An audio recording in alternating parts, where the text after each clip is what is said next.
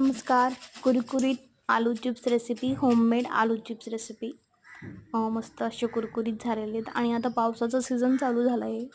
मस्त पाऊस चालू असताना चिप्स खाणं म्हणजे खूपच मजा येते.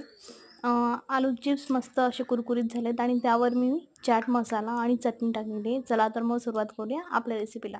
आता या ठिकाणी मी बटाटे घेतलेत. बटाटे मी 4 घेतलेले आहेत.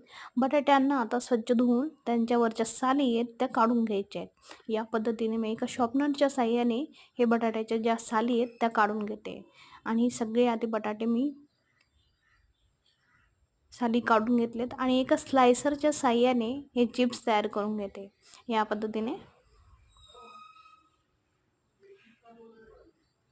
पद्धतीने मी सगळे बटाटे ते स्लायसर करून घेतलेत, चिप्स करून घेतलेत.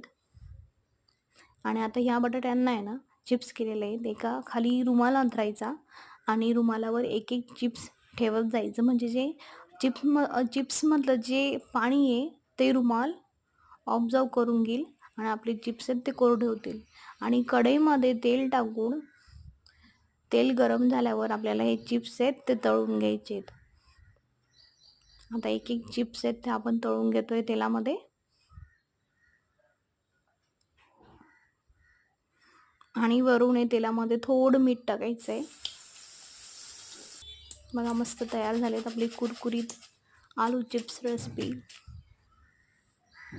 आणि वरून आता चटणी चाट मसाला टाकते. होममेड आलू चिप्स रेसिपी तयार झाले. तुम्हाला कशी वाटली माझी रेसिपी आवडल्यास नक्की लाईक करा, सबस्क्राईब करा आणि शेअर करा.